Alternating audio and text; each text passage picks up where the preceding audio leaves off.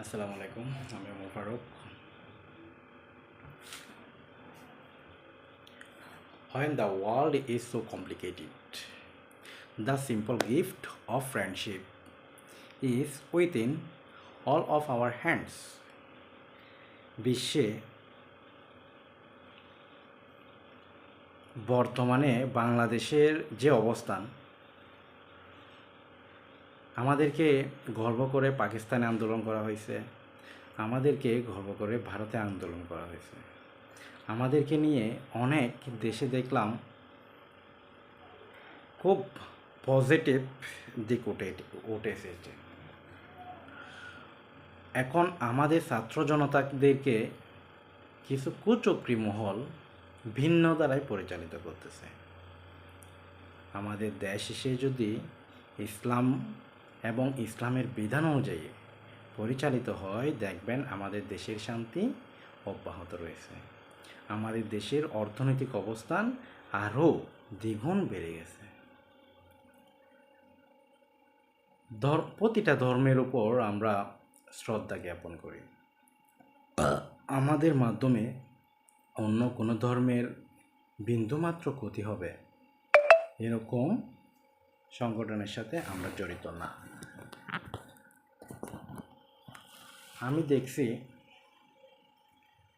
ইসলাম ধর্ম প্রতিষ্ঠা এবং ইসলাম ধর্ম বাস্তবায়নের জন্য যে বা যারা ত্যাগ তিতিক্ষা দিয়েছিল, তাদের ইতিহাস ঘাঁটলে দেখা যায় তারা নিজেদের জন্য বিন্দুমাত্র, নিজেদের স্বার্থ উদ্ধারের জন্য বিন্দুমাত্র এত যুদ্ধ করে নাই।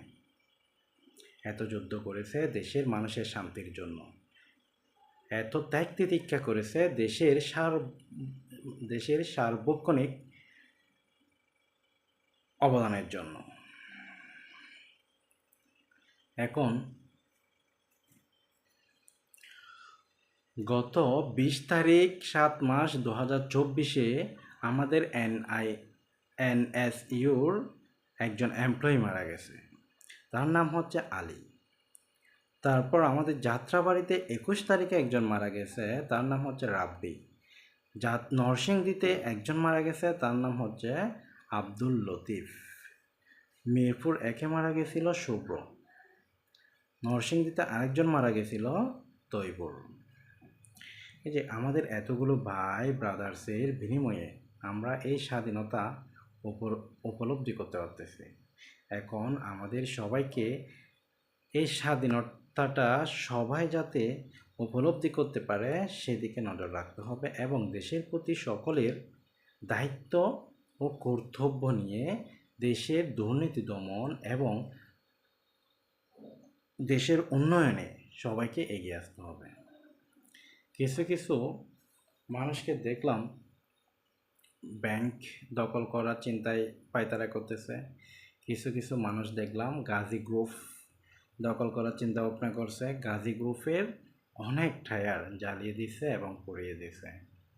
আবার দেখলাম বসুন্ধরা, তারপর হচ্ছে যে এসালমের যতগুলো প্রতিষ্ঠান আছে, তারপর এই যে ইত্যাদি বাংলাদেশে যতগুলো আপনার শিল্প প্রতিষ্ঠান আছে এবং শিল্পপতি আছে, সবাইকে ভ্যানিশ করার পায়তারা করতেছে। তো এখন আমার ছোট্ট জ্ঞানে কিছু জিনিস আমি যদি চিন্তা করে এই শিল্প গোষ্ঠী যেগুলো আছে সবাইকে আমি ভ্যানিশ করে দিব, তাহলে ভ্যানিশ করে দিলে আমার লাভটা কোথায়? এখানে লক্ষ লক্ষ এমপ্লয়ি কাজ করতেছে, এখানে কাজ করে তারা তাদের পরিবারকে চালাচ্ছে। তাইলে আমি যদি এই প্রতিষ্ঠানটাকে যদি ভ্যানিশ করে দিই, তাহলে এই এমপ্লয়িগুলো এখন যাবে কোথায়? আনএমপ্লয়েড হয়ে যাবে। ওনাদের পুরো পরিবারটা আবার মাটিতে নেমে যাবে, দেশের বেকারত্ব বেড়ে যাবে। তো সেজন্য আমার চিন্তা ভাবনা, শিল্প প্রতিষ্ঠান ঠিক থাকবে, শিল্পের কাঠামো ধারা সব কিছু ঠিক থাকবে, কিন্তু যে ব্যক্তিটাকে নিয়ে সমস্যা, ওই ব্যক্তিটাকে যদি আমি পরিবর্তন করে দিই, রিভার্স করে দিই, তাহলে আমার সব কিছু ঠিকঠাক থাকবে। না কোনো বেকারত্ব বৃদ্ধি পাবে, না কোনো আমার ইকোনমিকের উপর প্রভাব পড়বে, না কোনো আমার দেশের সম্পদের উপর প্রভাব বিস্তার করবে। দেখুন, আমার ছোট্ট পরিসরে ছোট্ট জ্ঞানে আমি এটাই বললাম, সবাই মিলে আমাদের যে শিল্প প্রতিষ্ঠানগুলো আছে এগুলাকে আমাদেরকে বাঁচায় রাখতে হবে। এটার জন্য আমরা ধ্বংসাত্মকমূলক কিছু না করে মেন যে ব্যক্তিকে নিয়ে সমস্যা ওনাকে পরিবর্তন করে যদি অন্য আর একটা ব্যক্তিকে যদি আনা যায়, তাহলে আমাদের শিল্প প্রতিষ্ঠানগুলো বেঁচে থাকলো, আমাদের এমপ্লয়িগুলো বেঁচে থাকলো এবং দেশের উন্নয়নে আরও গুরুত্বপূর্ণ ভূমিকা পালন করবে।